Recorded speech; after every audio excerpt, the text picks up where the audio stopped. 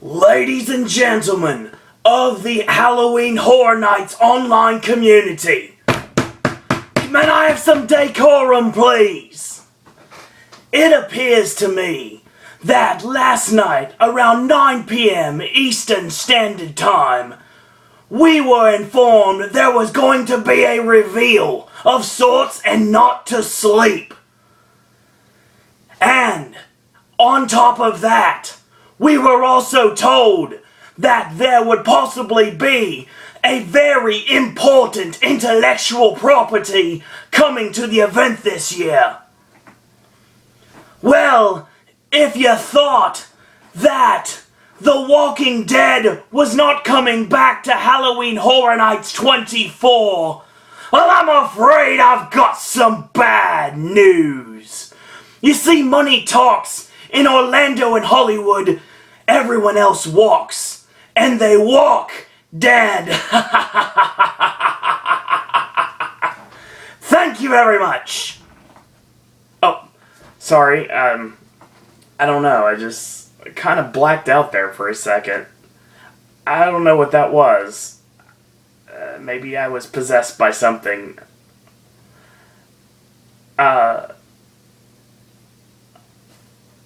Well, Sir Owen Disney here, and I don't know what that was, but apparently there was a reveal last night during the evening, and that would be a total lie, because we had to wait until about 6 a.m. Eastern Standard Time in order to get our official reveal for the first house that would be a share between Orlando and Hollywood. This maze is something that has been speculated upon. I myself have done speculations on it in the past, and on my last video, I made my final speculation that it would be coming to the event, and sure enough, it is. So, basically, this morning, we found out what everything last night was referring to. Now, around 9 o'clock Eastern Time, we started getting some Instagram videos. An Instagram video that basically showed a blazing fire, and it said, "It's coming, hashtag HHN24. So immediately, anybody that is not part of this internet community of Halloween Horror Nights fans started immediately jumping to conclusions that this would equal out to the return of Nightmare on Elm Street and Freddy Krueger to the event, to both events actually. Given the fact that Orlando hasn't had Freddy since 2007, and Hollywood hasn't had Freddy in a bit, so because of that, everybody thought, don't sleep, and the fire, and they connected everything to believe that Freddy was coming back. And everybody was posting the 1-2, Freddy's coming for you, all that stuff. Well, obviously, anybody that has been following Dr. Jimmy's Tumblr would understand that Freddy has not even been rumored to come to the event this year, and that was a dead end, completely. So, it would be something else. What would it be?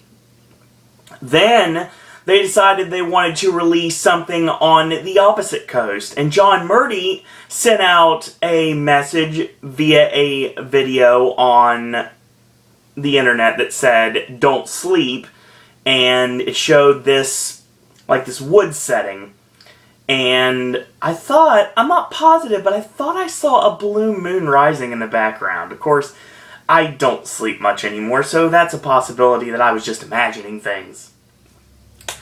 But the thing about it is that was basically telling us that we were going to not have to sleep because we were going to be getting a first reveal this year.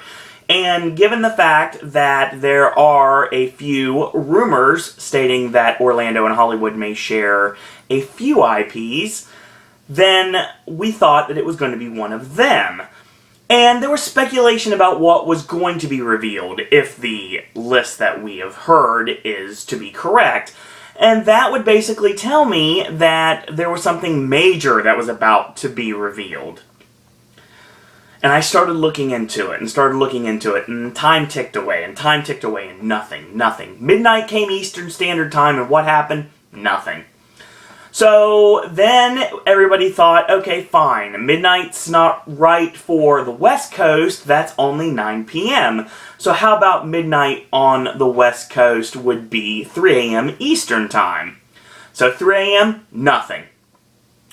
Well, eventually, even though I said I don't sleep, I kind of zonked out and ended up waking up this morning, checking my tablet, which I had by my bedside, and sure enough, we got the message from USA Today that our announcement was officially the return of The Walking Dead to both Orlando and Hollywood. But it would be completely different from before. Hollywood, on one aspect, would get something that we kind of got our share of last year. They would not only be getting a maze, but they'd also be getting a street experience as well as involving the terror tram. So yeah, that's overkill that Hollywood is dealing with this year is pretty much making them feel our pain from last year. Given the fact that I really wasn't a Walking Dead guy, still am not, probably never will be, and I enjoyed it for what it was, but for those of the ones out there that basically were confused and angry by this information, yeah, this wasn't going to help things at all. Hollywood was going to get basically what Orlando got last year, but even worse because we got the entire streets and a house. They're getting the entire streets, a house, and the terror tram. So yeah, way overpopulation of zombies at the event in Hollywood this coming year. Now Orlando is going to get something different, and I was apprehensive when I found out that The Walking Dead was returning. I had no issues with last year's house. I really liked No Safe Haven a lot. Did not get to go through the first Walking Dead house because in 2012, obviously, if you don't remember, I only went through 2 houses and then it started to rain and then it completely ruined the evening. But then again, there's a video on this channel about that. It's the first video on this playlist that you're probably on right now. Unless it's one of those embedded videos that are in the page that you're looking at on Facebook on one of the Halloween Horror Nights fan forums or fan speculation forums, and you're not even on Pop right now, you would basically go back and see the first video on my Halloween Horror Nights playlist to know exactly what I'm talking about. Now, another thing was the fact that this was announced to be what Behind the Thrills was speculating to be the biggest house in the history of Halloween Horror Nights. And that would tell me right off the top that we thought it was going to be potentially another property. We thought it would be more astronomical than that. But no, it was going to be The Walking Dead, and The Walking Dead in a completely different manner. The Walking Dead in the biggest house ever. Now, this immediately angered everyone on Facebook, on Twitter, and I mean, obviously there were people that were okay with it. I'm one of them, but I mean, obviously haven't had it overkilled for 2 years because I wasn't at the first time The Walking Dead was at the event, and I understand why.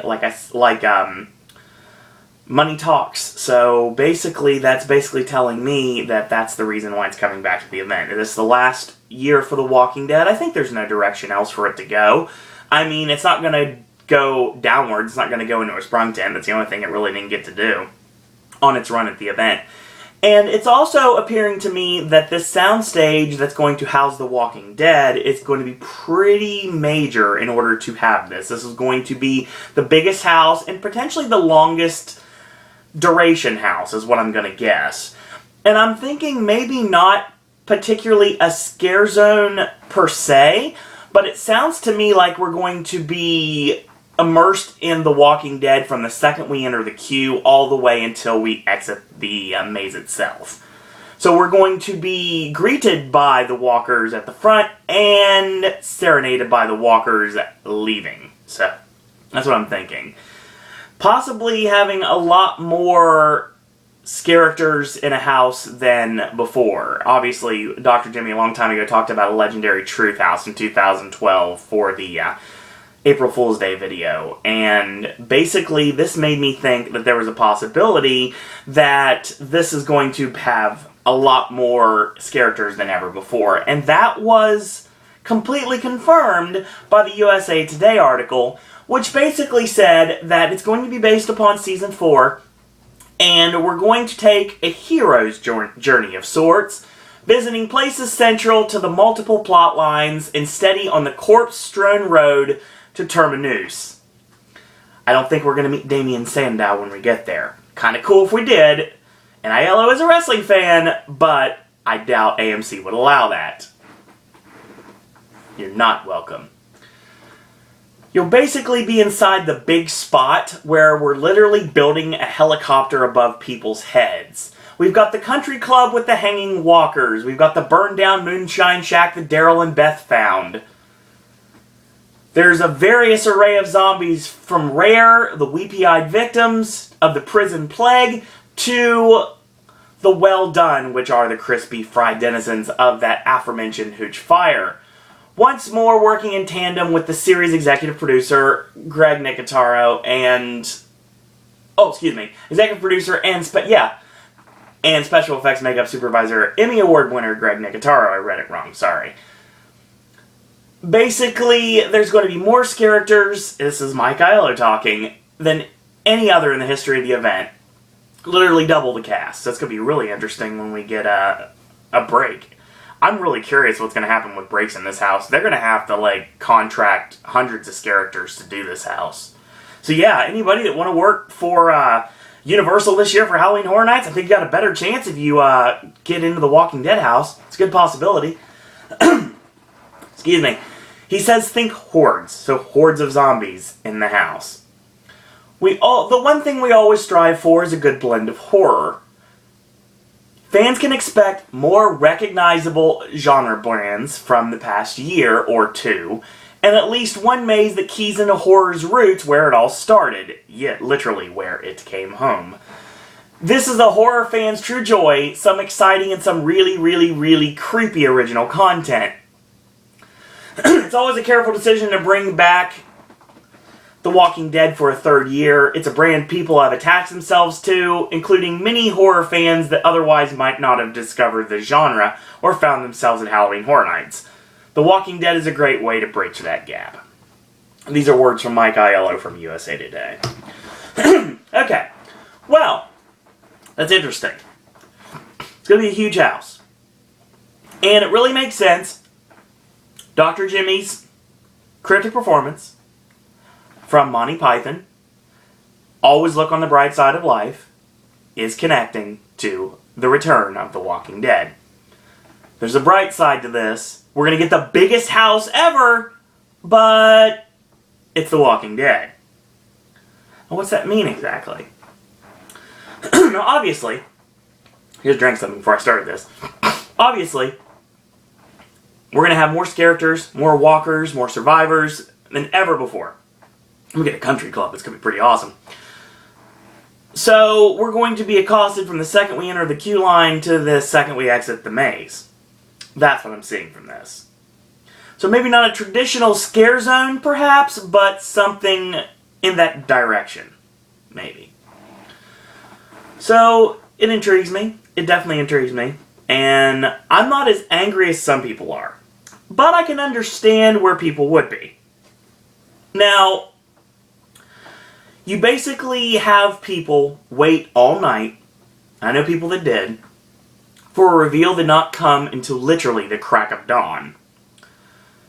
I mean, it would only been 3 a.m. on the West Coast, but still, literally the crack of dawn. At least on this coast. And I don't think that was a very good move. There's a couple ways to look at it. Number one, it's just like a Band-Aid. Rip it off fast. And the rest of the reveals are going to be fun and entertaining. And I also see the reason why it wasn't a good idea to do this. You announce the event. You announce ticket packages for the event to deal with all the hotels at Universal and the gory getaways. You announce the RIP tours. You announce all the various ticket pricing options, which seem to go up between $3 and $4. That's not much of a jump, really, people, to be totally honest, considering what we could have gotten. And then you announce all this information, tie it in with the return of a property that a lot of the diehards do not want to return to the event. Now, I can imagine all the people in the general public that didn't read anything about cryptic clues from Cassie or cryptic performances from Dr. Jimmy, and they didn't read any of the Facebook groups or Horror Night Nightmares, and they see fire, and they see Don't Sleep, and they see all this, and they're jumping to the conclusion it's Freddy. And I'm seeing a lot of people being angry about that. It's not really the greatest marketing ploy, to be totally honest. And I was thinking it'd be something else. There was something that I thought they definitely could have announced that potentially could be a share between Orlando and Hollywood that probably went over a whole lot better than The Walking Dead did. Actually, I guarantee it would. And as a matter of fact, I think that with the backlash we're getting right now, I think that Universal will announce another house potentially before the week is over in order to get some of the heat off of the return of The Walking Dead. Something that I'm sure a lot of people will be a lot happier about. And I don't know if it's going to be that video that apparently is coming in the near future, because obviously the S word is stricken from the Horror Night language forever. But, excuse me, I will also say that there is rumblings of another video that was potentially filmed recently, and it could equal out to the return of everyone's favorite icon, who I coined the Mickey Mouse of Halloween Horror Nights in Jack the Clown, but that's purely speculation. I don't know if that's to be believed or not. Someone could be messing with people, it's possible, or someone really probably should worry about either their employment with the company or being trespassed from the premises. Yeah, we'll go with that. So, what do we take from Mike Aiello's words? Well, it's interesting because it's mentioning a couple of things. It says that, in words, more recognizable genre brands from the past year or two. Well, to me that sounds like obviously connecting to the scare zone that will end up being The Purge, and potentially to what is rumored to potentially come to the event, something I didn't mention because I wasn't sure if it'd be coming, and that would be a potential IP of The Conjuring. That would equal out to the past year and previous years to that wording. That specific wording makes perfect sense. One maze that keys into horror's roots and where it all started, obviously. That's talking about a little bit of home, and potentially could be linking to Halloween and the Orlando finally debut of Michael Myers. And it also talks about a really, really creepy original content. I'm sure that really would have something to do with our new El Kukui house. And that's definitely creepy. And some people might find steampunk clowns creepy. I'm sure a lot of you out there might. So yeah, that could be creepy. And maybe there's something else on the horizon, potentially. You never know. I know I listed my names for my houses and my scare zones for the event, and I'm still not completely positive. I am pretty sure about a lot of it, but there's a couple of things that are jumping out at me, and I'm not sure about that. I don't know if The Conjuring will be coming to the event. I think it's a possibility, and I also think there is something that people have mentioned that could also be a share that could potentially be another prospect, if you will. A capital idea, maybe. And, I don't know, maybe, there's a property that comes to mind that doesn't have anything to do with it, but, maybe, just maybe, I mean, talking about basic economics or the Blair Witch Project, I mean, anything's possible. I mean, we don't want to split peas about this now, do we? But, there is a couple of things I want to mention as well. I'll talk about Dr. Jimmy's Tumblr. It's been the source of clues hidden in between the red herrings throughout this season of speculation. And he has listed a lot of awesome cat pictures that could maybe possibly tie into the events of this year.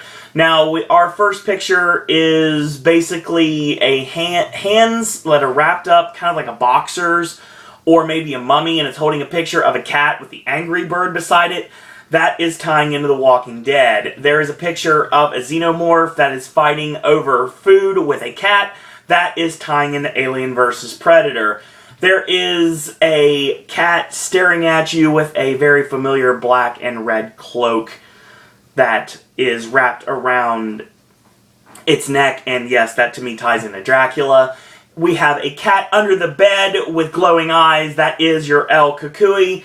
We have a cat that is made up all nice and rainbow hide, if you will, from maybe our clown, potentially, if we're going to go into that steampunk clown idea that everybody's thinking is going to happen. We have a clown that's just sitting there like a doll. Could be possessed dolls. Like I said, that could be our clue to The Conjuring, potentially, or something completely different. We have a cat holding a butcher knife over a baby. That's obviously Halloween. We have a cat in Indian garb. I don't know what this means exactly. This is the one I'm having issues with. There's been connections to Salem witches and potentially Virginia Dare and the Lost Colony, and I even had someone mention Pocahontas, to be honest. So this could go a lot of different directions. I mean, Thanksgiving, Plymouth, there could be a lot of different things you can go with this.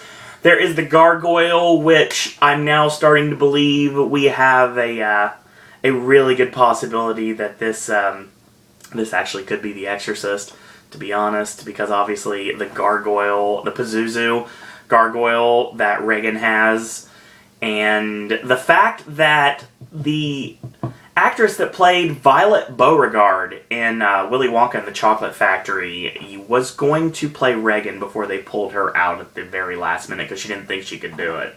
So yeah, that makes sense to me. We have a cat with a mask. Could we potentially be tying into a masquerade of sorts, maybe the literal Mask A-Raid scare zone from Hollywood, potentially. We have the lady painting a face. Obviously, this is linking to the sci-fi television series Face Off and a scare zone based upon things from this current season or former seasons, also tying into the original monster created for this season, unless we see one of those monsters in the house. We see a very awesome manga footage of a girl. Basically, it's like feudal Japan. Obviously, ties into our geishas or our geisha demons, our kitsune, depending on how you want to look at it. There is the two cats with the catty neighborhood in Boca. It says taking back their streets. I think that's the link to the Purge scare zone. And there is a cat with a literal sign behind it that says New Orleans Voodoo, which ties into our Voodoo scare zone. So yeah, that's what we have as of right now. I could be wrong on some of this, but I'm thinking it's pretty much laid out in black and white. So that's what I'm thinking at this moment. I will talk about what I think more when we get more information, more news.